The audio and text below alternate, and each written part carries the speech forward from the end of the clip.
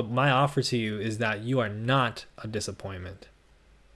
You can choose to be a part of this vast group of people connected by all types of things around the world, on and off the internet, that actually want to learn about the world, that actually want to help themselves and other people. One of the new trends on TikTok that's kind of niche, but really caught my attention and speaks to something very large and very general, is about the idea of lost potential and the idea of once having been but no longer being smart. Of course, young people are grappling with this. They're the ones that are posting about it. I'll show you an example. So this is the one I first saw.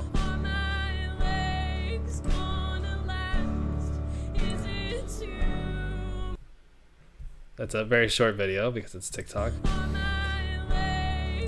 So it says, I used to be smart, I promise. I scream as they drag me to a padded room. I used to be smart until I realized that I have no special talent that makes me different from everyone else. I'm the NPC in my own story. I used to be smart. Depression took away all motivation to prove it. So, oh my God, I'm not showing you anything. Did I show you anything?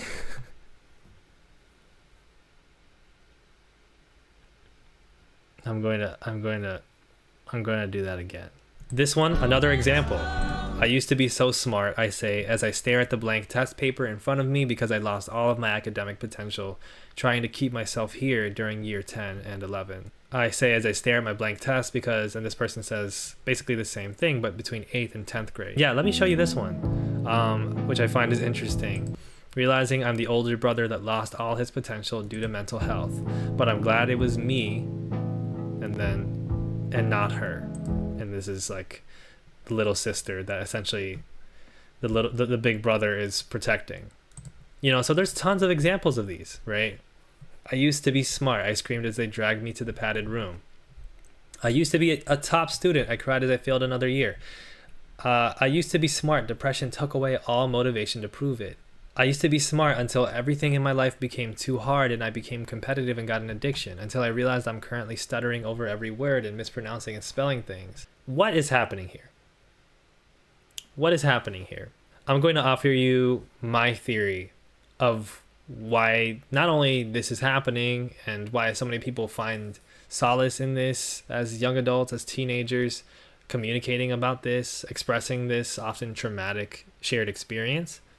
I'm also going to explain to you why it's important and why it's connected to larger things. That's generally what I like to do with my channel.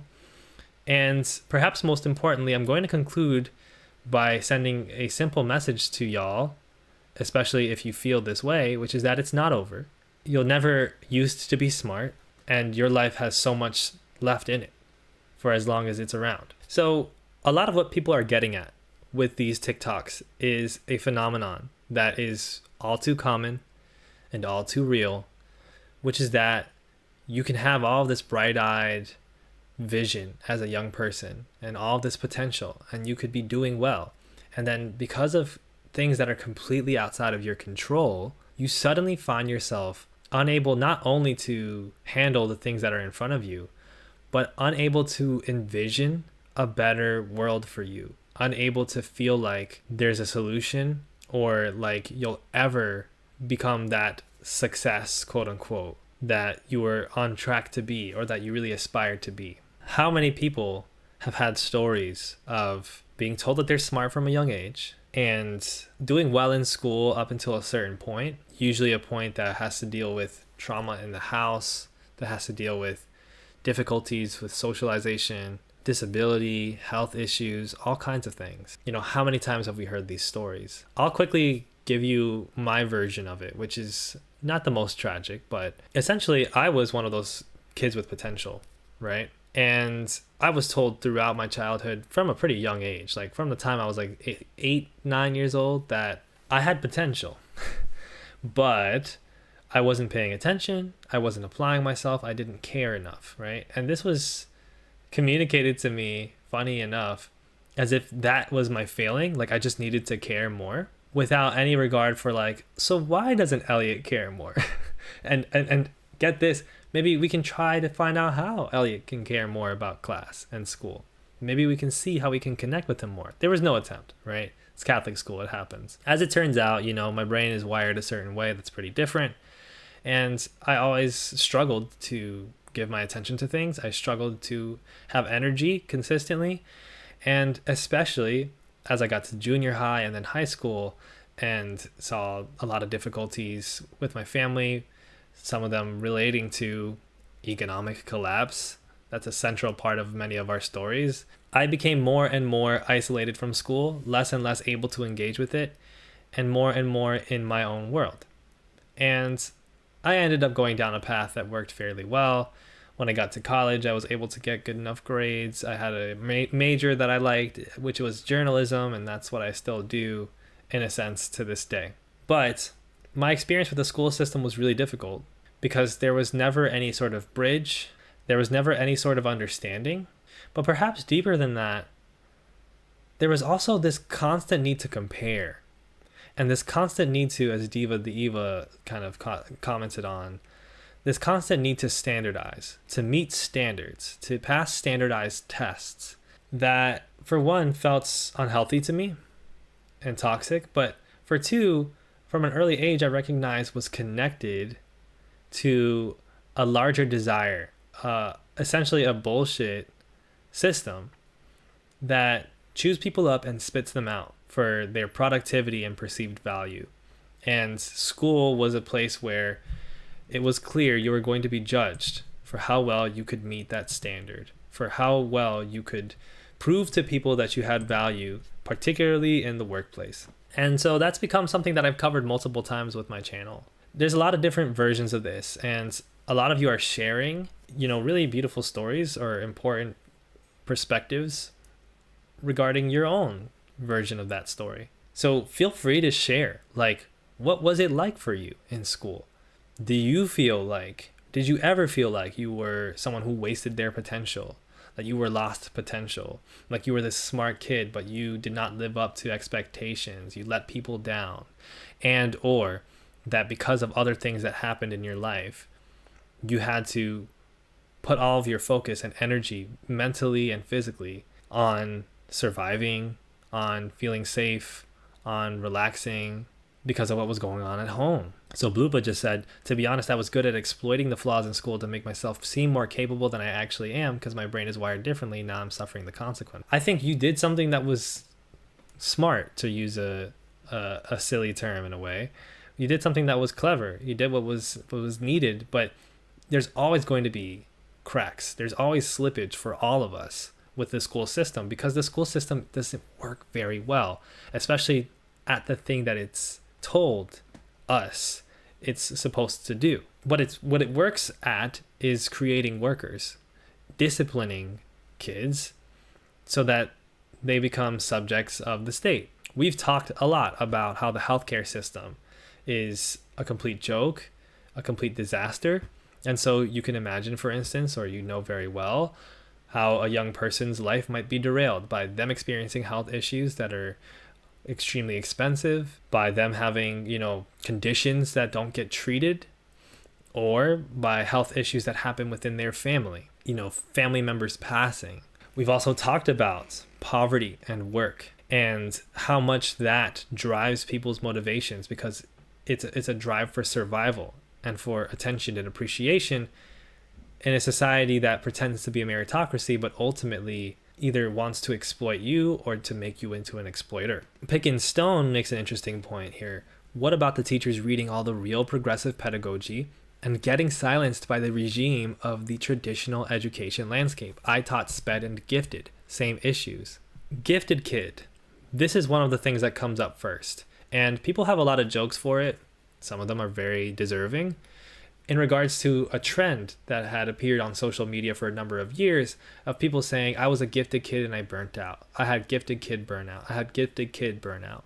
Now, I understand that sometimes people are a little bit too willing to hold on to labels that they had as children that they clung to as making them better than other people. And in some cases, people who talk about gifted kid burnout are coming from that place, right? Every now and then it'll be a way that it's worded to make it seem like the person is saying, that there's somebody special who was just broken by a society that doesn't understand. And I think that gets away from the bigger reality, which is that, yes, of course, kids burn out. People burn out for various reasons. And those reasons often include the expectations and the pressure put on them by a workplace, by the school system. Okay? So gifted kid burnout can refer to various ways in which that happens to kids that are placed in gifted programs. You know, people who show some type of intellectual or academic excellence. And as this Georgetown Voice piece puts it, these kids are put into situations where ultimately they feel overwhelmed, where ultimately they are not shown appreciation for what they're capable of doing or what they're interested in, but rather only given approval and validation for meeting certain high standards that many people are simply not going to meet. You know, when you're put in those pipelines, it's almost as if you're put into a boot camp, right? So you're essentially penalized for doing well in school and for being bright, because you're put on this pipeline where life just gets way harder, school gets way harder, and in a lot of ways, people are meaner to you, right? A lot of people's gifted program experiences were like that. So Diva the Eva says, I was a gifted kid with undiagnosed ADHD, and I think I was one of the lucky ones because I landed a STEM job I don't hate. But boy, was it a struggle, realizing how much of my identity was about pleasing others. And I love that you brought that part of it in Diva the Eva, because the job part is really huge here, right? And the STEM part is really huge here. It looms very large here. So when you're considered intellectual or a gifted kid, the idea is that you should then be put into STEM, the sciences, right? So that you can do real smart people work, so that you can be Einstein or whatever. Of course, that's the way it's brought to you. But most people who work in STEM end up working in pretty well-paid jobs, but being ground down by those jobs like most other people, right? It's not exactly a system, especially at this moment, that allows people to become Albert Einsteins anymore. We can get into history in a little bit, just really briefly. But I want you to think about that assumption for a second. This idea that if you are brilliant, if you are gifted, if you are intellectual, well then, you should be a doctor. You should be a lawyer. You should work in tech. But why can't intelligence take on many different forms? You know, this is something that especially fascist regimes and fascist ideology has loved to push back against. This was a cornerstone of what Doge was. Remember Doge? Remember when that was a big thing a couple of months ago? Still a big deal, but not being talked about as much because, wow, that news cycle, huh? But it's this foundational idea of like, well, some things are just not worth studying. Well, some things just need to be cut. And we're seeing throughout universities in the United States, less and less regard and less funding being put into the humanities, into the arts, into liberal arts, etc. There's this idea that if you're not involved in doing extremely math intensive, productive work, then your job is essentially replaceable. Then your job is essentially a privilege in many cases. So for those of you who are artists, right? People love to say how much they love art and how much art is a part of their lives. But we still every day have to wrestle with these ideas that have been ingrained in us that artists aren't important, that you shouldn't be an artist, that it doesn't pay, that it's not valuable to society, that you should do something science-y instead, right? So one of those things that happens with these gifted kids is that instead of being encouraged to put their gifts towards things that they're passionate about, rather than that being the case, those kids are directed to put all their energy towards science and STEM. Which is not to say that these things aren't important, but it is to say that everybody can't be a scientist, everybody can't be a doctor, everybody can't be a biologist, everybody can't be a veterinarian, everybody can't be a nurse, everybody can't be a technician, an engineer, everybody can't be a lawyer. And so some people want to study history, and their aptitude and their energy comes from learning about history. Me. But such things are not necessarily encouraged because, oh, you're going to learn about history, then what are you going to do? Be a history professor? But history is far from the department that gets this the worst, because history has been effectively scientized for a lot of us. It's been seen as, in its own way, one of the sciences. It can kind of get a pass because as long as you're talking about history in a way that makes rich people think it's interesting, in other words, to serve rich people's as agendas, then yeah, your history is really important to society. However, creating things that people engage with that foundationally change their lives, somehow that's not important. Or liberal arts, right?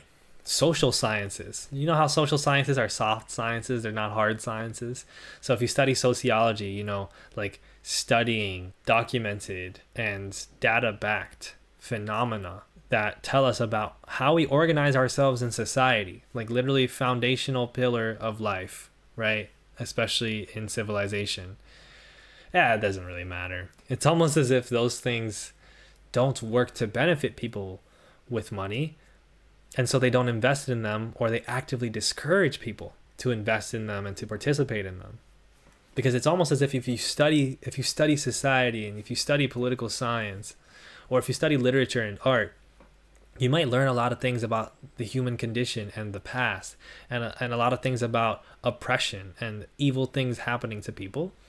And you might come to some unfortunate conclusions about the way that the world works. So you're steered away from that direction. And so these are classic things, again, that gifted kids face. But that's something that's down the line, right? Half the time you're a gifted kid and then you burn out by the time that you start high school. And then you're put in this path where you're like so low in your self-esteem that you might burn out of school altogether, or you might just be completely disillusioned from school, and more pressingly, disillusioned from the idea of yourself having worth in society at all. It's almost as if being a smart kid, right? An apt kid, a kid that pays attention in school, gets good grades, and has passion about learning is like bad, right? It's almost as if that's actively something that people are trying to discourage. Because if you do that, you either get pulled in a direction where you no longer get to live in your aptitude and your passion because you're fully focused on meeting certain extremely rigid criteria, performance, statistics, right? Or you flame out and you no longer have that aptitude and that passion. And I think that's what a lot of people are talking about when they say, I was a smart kid, I used to be smart, and now I feel like I'm not. Again, in many cases, these things are, of course, exacerbated or even catalyzed by events that you're facing outside of the classroom. Some of the TikToks that I showed you are young people saying, yeah, I used to be a smart kid, and then I had extreme mental health issues based on many different factors, right? And I had to keep myself alive. So that's where all my mental energy went. And all of a sudden, I don't really care about math anymore. I don't really care about history anymore. Mikuru Sumi also adds here, I don't think getting good grades is a sign of having passion about learning. It feels as though grades themselves serve to suck any passion or joy out of learning. And that's true too, right? So even the metric by which you get judged as being smart is in and of itself just a matter of meeting a performance, meeting a standard. Somebody tells you to do something and then you do it. You observe as much as you can to make sure you do it well and get a good grade. Now, Zoe B talks about this a lot. The whole idea of grading completely takes away from the process of learning. It makes learning way, way worse. And it's something that rots our brains. It rots my brain still to this day, even as this like woke education critic, because I still set myself these metrics, which ultimately then take away from my ability to perform. They take away from my ability to actually learn the thing because I'm too focused on reading the pages of the book, reading 50 pages of the book, 100 pages of the book. And now I'm not really paying attention or thinking about what I'm reading in the book, right? And so, yes, what you've pointed out here is a fundamental flaw of the schooling system, which, again, would be a flaw if it wasn't an important part of the system, because the system's point is not to educate people and to enrich children in their lives. The system's point is to make workers, efficient workers, and classify them in different directions. And so a lot of these gifted kids end up being burnouts and ending up in a specific area of the workforce where they're, just trying to get a job. Some of them end up excelling continuously, getting great grades, but also no longer having a sense of care about the subject itself, a sense of passion about the subject itself, but in fact doing it because it's what you're told to do. It's how you judge your own worth and your own value. It's how you keep your parents from being mad at you or from being disappointed in you. And it's how you get a good job. So this transitions us to a really important thing that I think gets lost in this conversation a lot. And that is the conversation about jobs. So again, what happens to a lot of smart kids is that they continue to push themselves, they focus on the grades, and then all of that is in service of trying to get a job that pays them well. The thing about jobs that pay well is that there aren't that many of them. And most of the jobs that pay well are jobs that fundamentally ask you to leave your morality at the door. They're jobs that are engineered by the state and by capital to serve the state and capital.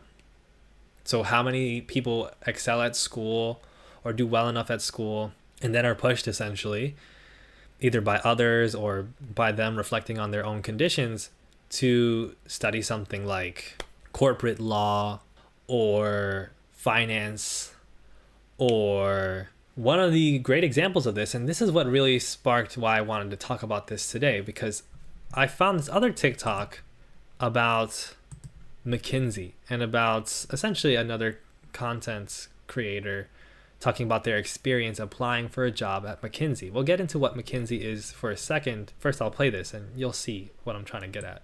I just saw a girl on here say that she was really upset because she did an interview for McKinsey, and one of the case study questions was essentially, if you were consulting for a Fortune 500 company and their revenue was declining, how would you strategically cut their DEI department without upsetting their consumers? And she was upset because it's 2025 and that shouldn't be happening. You're interviewing at McKinsey. That's kind of like the amuse-bouche for what's to come. They manufactured the opioid epidemic. So, and I know that was quiet, but essentially the person is talking about this company, McKinsey and Company, which I'll show you actually, is a management consulting firm, a multinational one that has been very prodigious over the past century. You'll also see from other notes on this Wikipedia page that it has a notoriously competitive hiring process and is widely seen as one of the most selective employers in the world.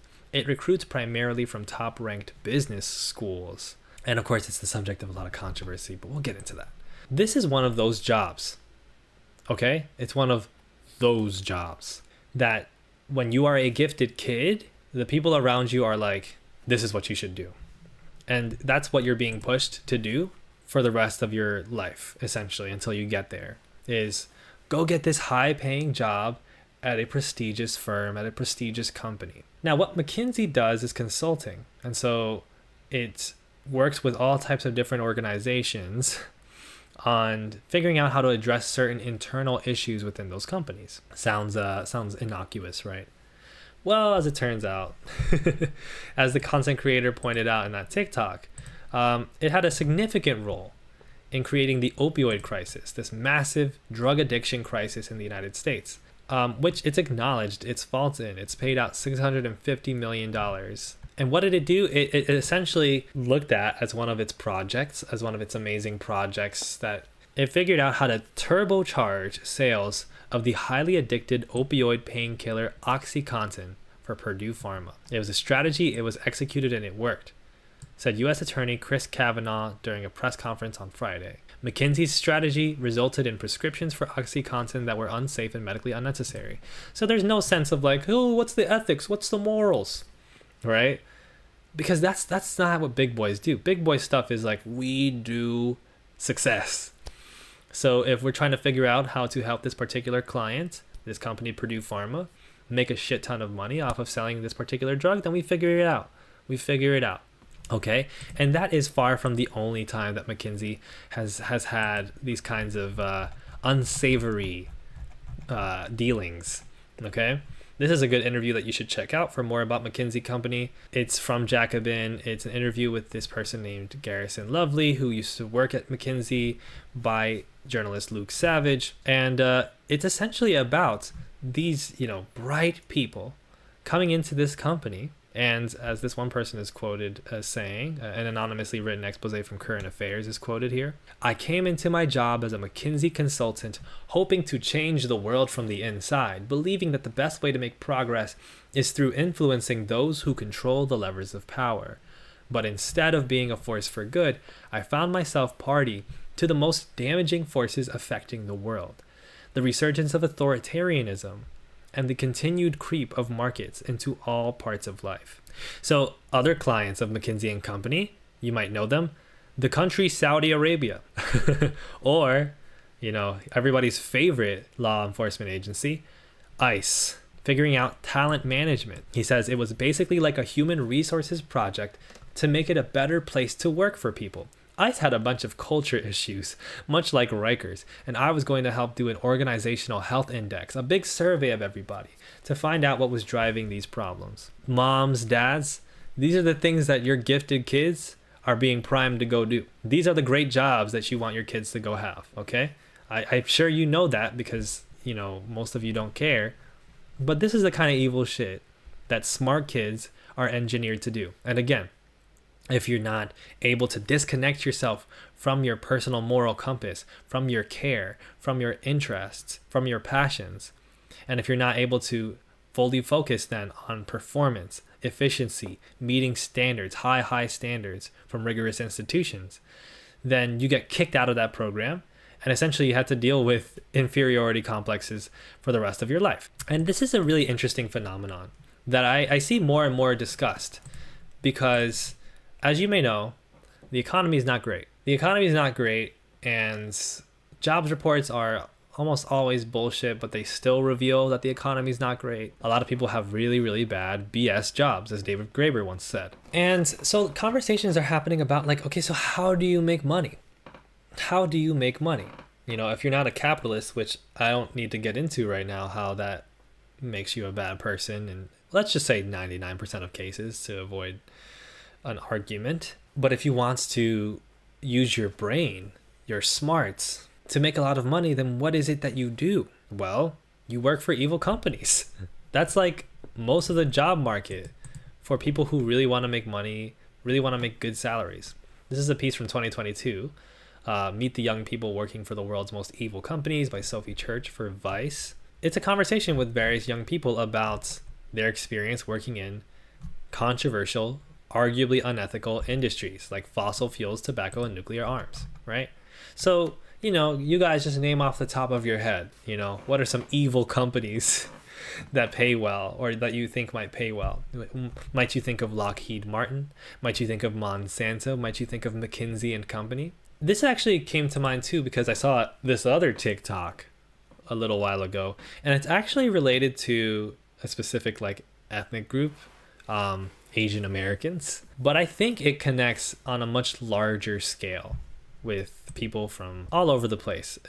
In this case, most operatively with immigrant groups in the United States. I think this is a very common experience for your grandparents, your Asian grandparents who went through horrific abuse or just horrifying trials of humanity, not talking about their experiences, and everybody else in your family kind of being like, yeah, this happened and we're here. Kind of move past it. Yeah, that it was really hard for her and she doesn't want to talk about it, and she hasn't talked about it for 50 years. But you're trained to just kind of know about it and recognize that my parents or my grandparents came here and pulled themselves up by their bootstraps, and they came here with nothing, and they didn't take help from anybody. They just worked hard and made money to put me through college. And so I need to go and be grateful that I will never have to go what they went through, but also not really think about it at all and not really pay attention to it and never bring it up to them and act as if it never happened, because what they want from me is to go on and make a lot of money and live the life that they wish that they could have lived. I could talk about this endlessly. This is obviously being discussed in the lens of the Asian American community. I will say that very close versions of this happen in Latin American communities, in African diaspora communities. This is the reality for, I would say, 90% of immigrant kids, let's call them, in the United States. It's a reality of do not pay attention to politics. Not even just we don't really pay attention to politics. We don't really think about it. We don't want you to worry about that stuff. Just keep your head up, do what you have to do. But literally hostility towards you as a young person in this immigrant family, thinking about politics, because it's dangerous. It's dangerous, especially from a trauma perspective. It's dangerous. Do not bring that up. Do not study history. Do not study social sciences. Do not think about art. That is not what we do. And this is obviously a trauma response. It's also something that is necessarily engendered, again, by the system. Who are the bright, best achieving academics in our country, to the apparent chagrin of the right wing? It's immigrant kids, right? It's such a stereotype. It's these Asian kids graduating summa cum laude and simultaneously being actively discouraged to have that intelligence, that smartness, and all that effort and that passion be put into figuring out development in the global south, like genuine development. That's not just like US aid. That's not just aid projects that reperpetuate systems of inequality. It's certainly not learning about socialism, learning about history from a real politically critical perspective. M says it's like having no roots or grounding. We are floundering. Your roots are completely ripped away from you, right? And so it's easy to just stay in this mindset of like completely escaping yourself, avoiding yourself, and focusing purely on meeting certain criteria when you are being viciously, actively punished for your humanity, your genuine basic humanity of like, I want to help people. I want there not to be injustice. I want there to not be inequality. I want to know what happened to my grandma. Like, for those of you who are immigrant kids, and this is not solely applying to immigrant kids, okay? I know for those of you who are immigrant kids, have you had that experience where it's like, oh my God, like I'm learning a new thing like every month or year or half year or whatever that my parents went through? That's like, what? I'm in my mid-20s. Nobody ever told me about this? Because they're trying to shield you from it, right? Which is to say they're trying to work in tandem with the system to produce you, to make you a product, to make you a good product that helps keep the system going, right? And so again, when we talk about gifted kids and smart kids, when we talk about the ones that succeeded or the ones that have had to deal with that label or had to deal with pressure to become that, we're talking about young people who are in these backgrounds where they're not getting support for their humanity, where their humanity is not being encouraged. And so, yeah, for a lot of you, immigrant or not, immigrant kid or not, the experience is going to be one of, wow, I was 7, 8 years old and I was so curious and so wide-eyed and I was so smart, you know. I often got good grades in school without having to try that much because I was paying attention, because I had energy.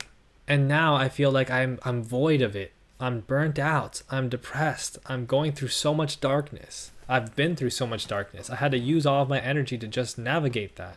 I have no energy left to do things that I care about, to even make something of myself, for whatever that means. Of course, you're going to have people who are experiencing that. That's how the system works. That's how our society works. Assimilation is very real. Exactly.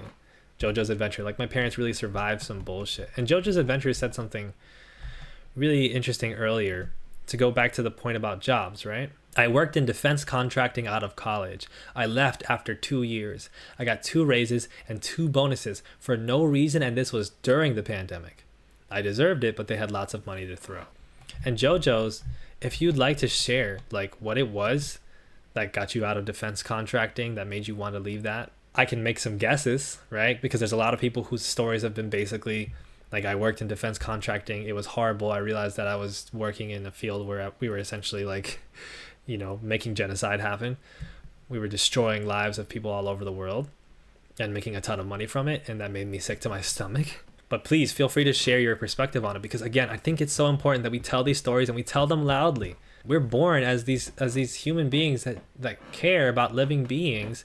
And we are taught from day one, do not care about this, do not care about this. You see this homeless person, do not care about them. You see this animal suffering, do not care about them. We're beaten with that over the head.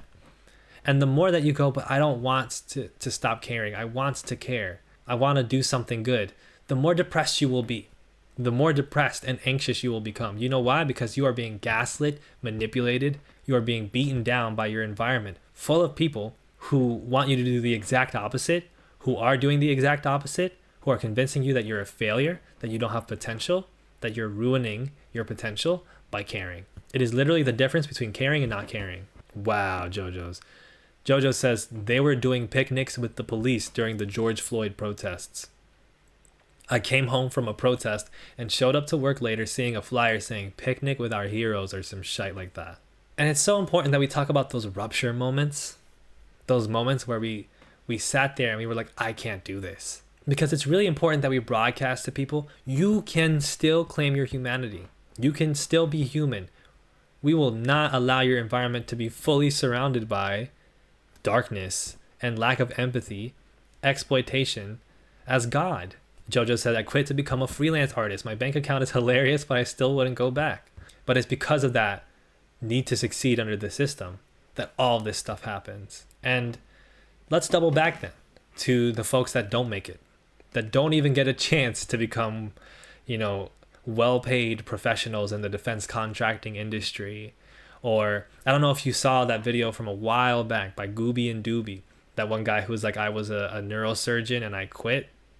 And he's made some really great videos talking about his experience, talking about how he really wanted to do poetry and philosophy and talk about meaningful things, and how he cared so much about human beings and how they conducted themselves and what was deteriorating their health. And his job, this well paid person who literally is supposed to be fixing people's bodies as a surgeon, he saw that it was actually doing the opposite, because it was fully incentivized on getting people to go to that hospital in the first place, to get people to need to have operations in the first place. And he was discouraged from trying to give people holistic solutions. But let's talk about the folks that don't make it there. The folks that are a little bit more like me, who were like not able to deliver on their potential at all, who started flaming out by the time it was 7th, 8th grade, 9th grade, who have had to deal with, years of being like, you're a failure. When are you going to actually get an actual job? When are you going to do something real with your life, etc.?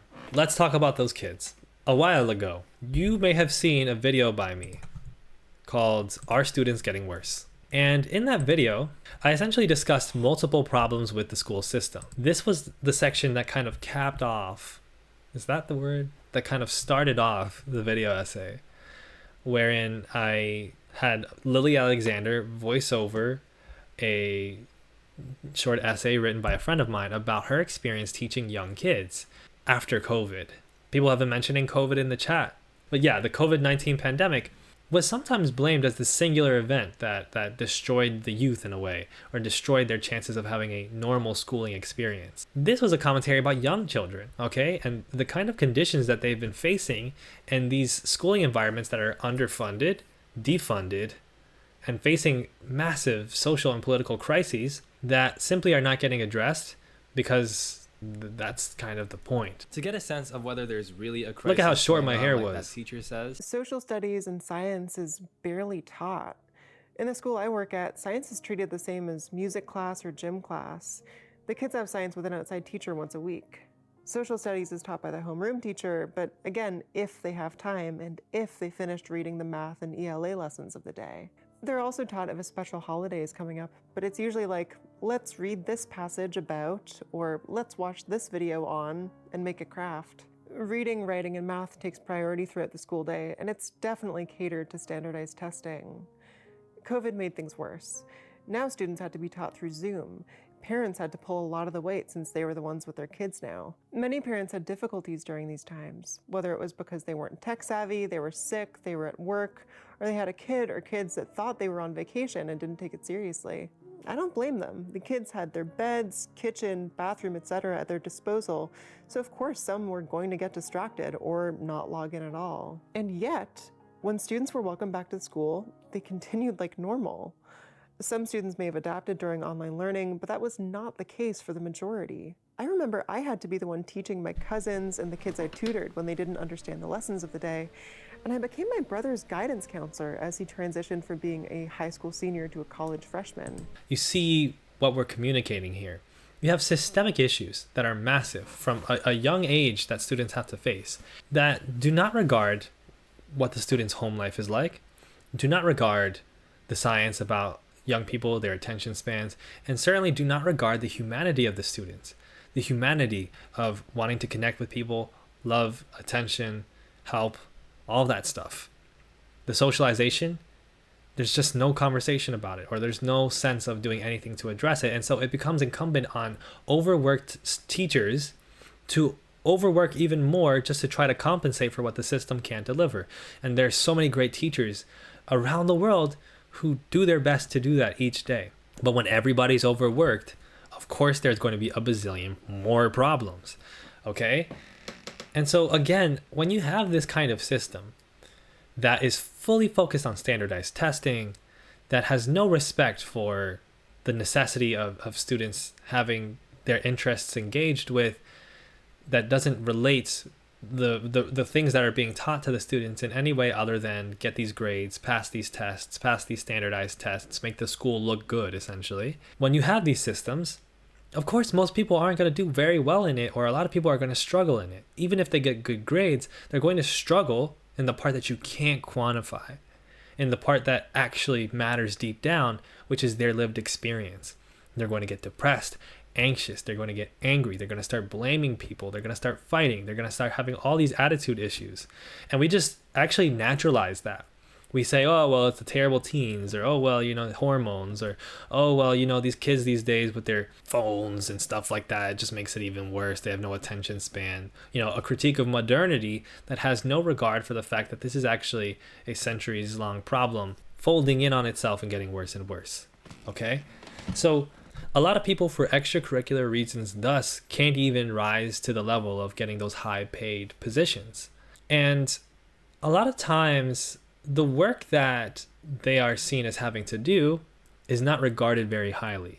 This idea like, well, you're just going to have to be a janitor. Well, somebody's going to have to clean the fucking place. I don't understand why that's such a terrible thing to look at. That's such a terrible thing to do with your time. Oh, you're a janitor. Somebody's got to do it. It's actually a really necessary job. Oh, you're a plumber. High-paid, unionized work that is necessary for people's living conditions. You'll have to go to trade school, be a plumber, an electrician, carpenter. How are smart kids not funneled into trades? Of all things, like you would think, right? That, okay, if the necessity is to churn out efficient, effective, productive workers, that's what school's about, then why does it only have to do with STEM, right? Why does a gifted kid only get looked at as being STEM adjacent until proven otherwise, and not, hey, maybe you could be a really great electrician? If you're going to push people into a career that they don't want, at least let it be one that like works with their hands, gets paid well, union work. But actually, those are the jobs that we throw at people who aren't educated or who go to trade school because they have to, right? Who do this work because they have to. And also, those jobs have unions. We wouldn't want to push smart people into unions, would we? Yeah, we wouldn't want to do that. We wouldn't want to push thinking people who are actually trying to do work that is with their hands and also have curiosity about the world around them. We wouldn't want to put those people into unions. We wouldn't want to put those people into fundamental work positions, right? So that's not to say that like electricians and plumbers are dumb. That's a terrible stereotype. But systemically, there's actually a way that things are sorted out so that people who don't meet these standards, who don't meet these requirements, are put into their proper categories, into their proper places, right? And I want to get at that too by playing another section from this video.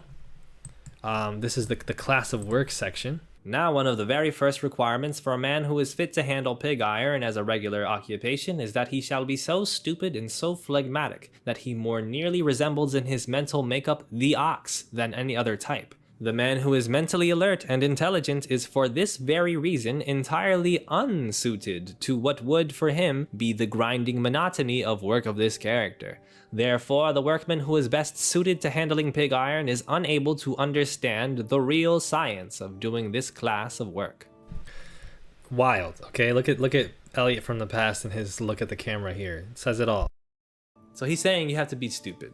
The entire ideology of efficient scientific management is a person saying that the best workers are stupid. We then create all these surplus populations of people who aren't the top workers, right? Who aren't the super smart people that do the real evil stuff. And we make them people on the production line, which is really interesting because as capitalism has developed from the times of Taylor, we've seen this kind of philosophy actually stretched out into all fields through specialization, okay? Specialization is about just knowing how to do the thing that you have to do when you clock in and clock out. Like in between clocking in and clocking out, in between the hours or within the work hours, you know what to do, right? And then everything else is completely out of your control. So you know how to put together the pieces of this particular part of the plane, but you don't know how the plane actually works as a whole.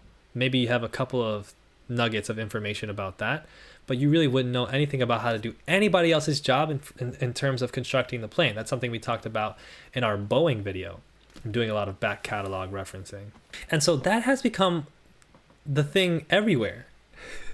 You know, if people talk about this idea of everybody's getting more stupid, I don't think everybody's getting more stupid. First of all, I think that that's an insipid thing to say. I think that that's a dehumanizing thing to say. I think people are who they are, and smartness is not really something you can be. That's an ableist idea. Smartness is something that you assign to something, a thing.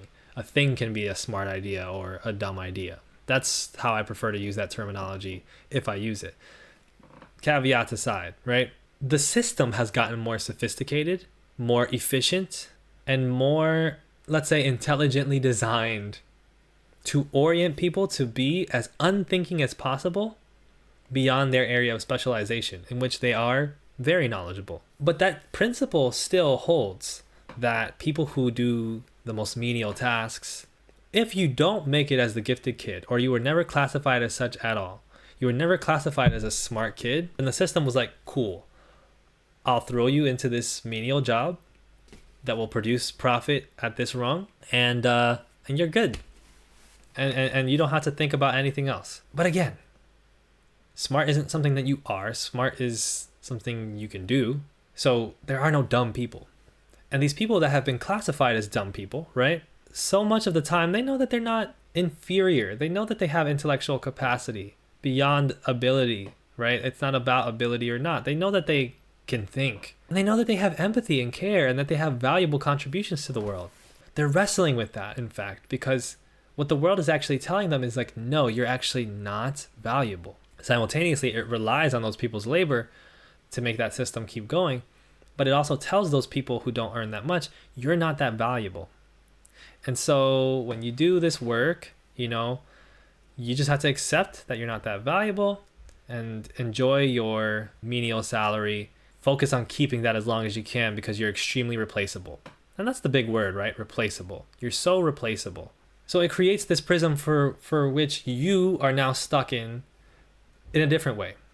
Instead of being the person who is stuck in this horrible job that makes a ton of money but is completely at odds with any morals and ethics and requires you to leave those at the door, or you can be stuck in a low-paying job that is very unforgiving, in which you're treated poorly, you don't have many rights, you probably don't have many benefits, or if any, and you just gotta work that as much as you can, maybe work 2 jobs, maybe work 3, so that you can make a living. So when you are put in that position as somebody who used to be smart, was on a path to potentially being a gifted kid, potentially being a future employee of Lockheed Martin or McKinsey and Company, and because all these conditions of life, inside and outside of the classroom, that are completely dehumanizing, that rob you of your energy, that rob you of your time and your joy, happen to you, you then get put in a position where now you're on the other track. Instead of potentially being a McKinsey worker or a doctor that benefits from sick people, you can become a house cleaner. You can become maybe a fast food worker, right? That's the idea. And so, of course, that's a gut-wrenching thing to try to confront. Aside from the obvious reality that path makes you financially insecure the entire time you're walking it. But what's so devastating to people is the fact that they could have been the other way. What's really difficult, and what leads to so much of this depression and anxiety that we're facing, is not simply the terrible conditions. It's not simply injustice. It's not simply who we are considered to be and what we are having to do in order to live. What really causes the depression and the anxiety is the possibility of what could have been, is the idea that you could have been something else, something better, that you at any point can be something else, something better, if you just decide to do something with your life. And how many of us have gotten that pressure from our parents, huh? So when are you going to do something with your life? As if you're not already doing something with your life. As if, taking care of your household responsibilities and working a job that pays the bills isn't doing something with your life. But your family has been traumatized repeatedly and now is actively complicit with the machine that strips you of your humanity, and that forces you to constantly be in competition with a non-existent person that is not actually a person at all, but a robot. Which is why it's so interesting, by the way. I had this brought up. AI is coming for the consultants inside McKinsey. This is an article that came from the Wall Street Journal earlier this month. There's an existential crisis now being faced by said evil consulting firm McKinsey and Company that we talked about. If AI can analyze information, crunch data, and deliver a slick PowerPoint deck within seconds, how does the biggest name in consulting stay relevant, right? You are constantly competing with robots. You are constantly competing with robots. You are constantly competing with people that do not exist. And that is what really makes you depressed. That is what really makes you anxious, especially if you have dealt with severe trauma that is part of what led you to underachieve by whatever standard you think you're underachieving. It is the idea that you could be more that really makes you unhappy with what you are, with who you are, and what life actually is. It is the idea that you could be doing better. That creates this tension in you that makes it so painful to actually focus. That makes it painful to pay attention to what's being said in class or to look at the test paper. That makes it painful to apply for jobs. That makes it painful to get up in the morning. Is the idea of, oh God, not this. It should be better than this. As a matter of fact, a lot of people who make a lot of money deal with that same shit mentally. But this mental health crisis that we're talking about, it is this multi-pronged capitalist experience. It's this extravaganza of constant trauma, constant gaslighting, and constant dehumanization. And there are two types of people that exist in that system. There are the people that are feeling it and are depressed and anxious and don't know what to do. And then there are the people that are pretending they don't see it so that they don't have to deal with those feelings. And I invite you to think about what kinds of political ideas those people in the latter category might have. Now, the last thing that I'm going to say before I close, I've gone well over what I wanted to do time-wise, is you didn't used to be smart. You didn't lose your potential. You didn't waste your potential. And you are not a disappointment. You are just a living being like all the other billions of living beings on this planet. You have a limited set of choices. Most things are completely out of your control. And so within that limited set of choices, you can choose how you want to conduct yourself. But the most important thing for you to do in order to shed that idea that you're a disappointment, in order to combat that idea that you're a waste of potential, and in order to live a fulfilling life, frankly, is to be part of the resistance. You have to be part of the resistance to live a fulfilling life. This is a controversial thing to say. It's also a pretty abstract thing to say. So let me concretize. Once you truly realize that all of this shit is arbitrary, that all of this shit is based on a messed up system that fundamentally does not value life, that grinds people up into dust and convinces them that they have no soul and that they're better for it, you will be glad that you didn't make it in that system. And if you made it in that system, you'll be finding your first ticket out to a destination where people organize to feed each other, to a destination where people read books and compare notes and talk about history and talk about life and talk about how physics relates to things that affect the everyday lived experience, and talk about art and talk about how to properly help other people. All of those things are right on the other end of acceptance, especially if you're 15, 16, 17. But frankly, I need you to hear this if you're 28, 38, 58, 78, and you feel like you're a waste of potential You're worried about what could have been. You compare yourself negatively with others. You feel depressed and lonely. I don't know if this is going to be a comfort or a consolation to you, but my offer to you is that you are not a disappointment. You can choose to be a part of this vast group of people connected by all types of things around the world, on and off the internet, that actually want to learn about the world, that actually want to help themselves and other people. And I'll add too, because Emily Smith has talked about here feeling that their body is too worn out to even do revolutionary work at this point. Revolutionary work is not work. Revolutionary work is actually living. And that means knowing what you can do and choosing to do what's meaningful and what helps you and helps others. Whether that's leading some sort of massive strike or something, or whether that's reading a book in bed. Of course, I'm not going to be this person that says like resistance is actually taking a nap. That's true in a way, but I'm not going to get into that today. We've gone long enough. It's complicated. But you can only do what's in front of you. You can only choose from the choices you have in front of you. Remember the Marx quote, humans make their history, I'm paraphrasing for obvious reasons, but they do not make their history as they please. Your life is yours to make, but you don't make it as you please. You make it based off of what has been put in front of you. Thanks for watching. Have a good day.